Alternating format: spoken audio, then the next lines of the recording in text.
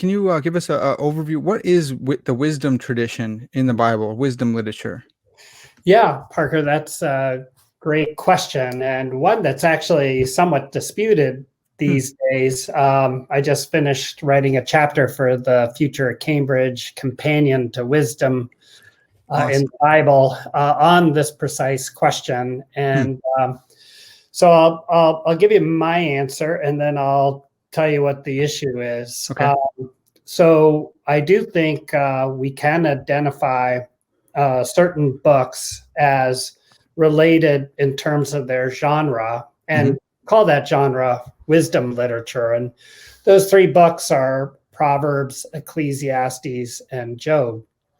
Now, some scholars think that these books are so unique that they don't have much connection with the rest of the Bible. And I would disagree with that. Yeah. And others who disagree with it have taken the tact of challenging whether there is such a thing as wisdom literature or even a wisdom tradition. Yeah. And most notably, a guy named Will Kine, a good friend of mine, a very excellent scholar, wrote a book called An Obituary for Wisdom Literature. Wow. Which is, that gets your attention, doesn't it? Yeah.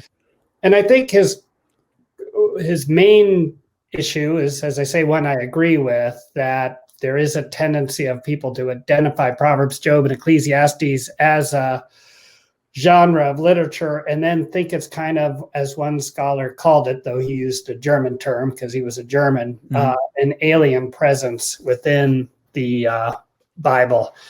I don't think it's that, though I do think that these three books, Proverbs, Job, and Ecclesiastes, are all related by having as their central feature an aspect of the concept of wisdom. Yeah. Proverbs basically announces that in the first 7 verses, that this is going to be a book about wisdom. Ecclesiastes, I think, is really a wise man talking to his son about another wise man who is called Kohelet, or the teacher. And then Job is really a wisdom debate. And just one more point, then I'll please stop. But and that is, I also think Will Kine is right that, and he's right about the nature of genre, that books don't have just one genre. So you got to be a little bit careful. If you just focus on, say, Job as wisdom literature, you might not see the connection with lament literature. So a book can have more than one genre. Yeah, no, that's really helpful. And actually, your take on Ecclesiastes that I found in this one, the fear of the Lord is wisdom, just blew my mind and opened up the whole book. I think you're right. I haven't read a ton kind of debating that, but so far I'm convinced, and it's been really helpful for me to see, a father talking to his son and saying, here's this philosophy that we're going to consider. And then at the end, he says, all things been considered, fear God and keep his commandments. And it makes so much sense of what's going on. But so sometimes people will talk about wisdom literature as a genre that transcends just the biblical phenomena and actually goes into the Near Eastern religions and other people around. What do you think about that? Well, first of all, I'd say that that's true of every type of biblical literature. I mean, we have Babylonian psalms, we have Egyptian love poetry, we have,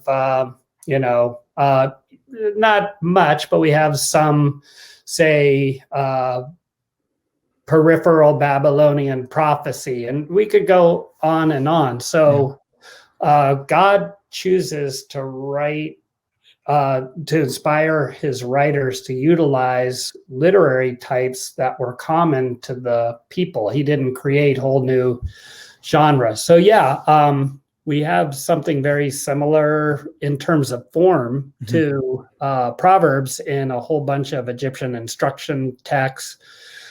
We have Babylonian texts that bear interesting similarities to the book of Job. And I got into Ecclesiastes because I wrote my dissertation on Akkadian fictional autobiographies, which bear Akkadians, the language of the Babylonians and Assyrians. And these these writings bear a formal similarity to Kohelet's writing in 1:12 to 12:7 in the book of Ecclesiastes. So yeah, I mean, that reminds us that God is speaking to through the authors to their contemporary audiences. John Walton puts it very memorably when he says, the Bible was not written to us. It was written for us, but not to us. So God used the language Hebrew, which he didn't create a brand new language, and Hebrew is related linguistically to other Semitic languages, and so he uses similar genres as well.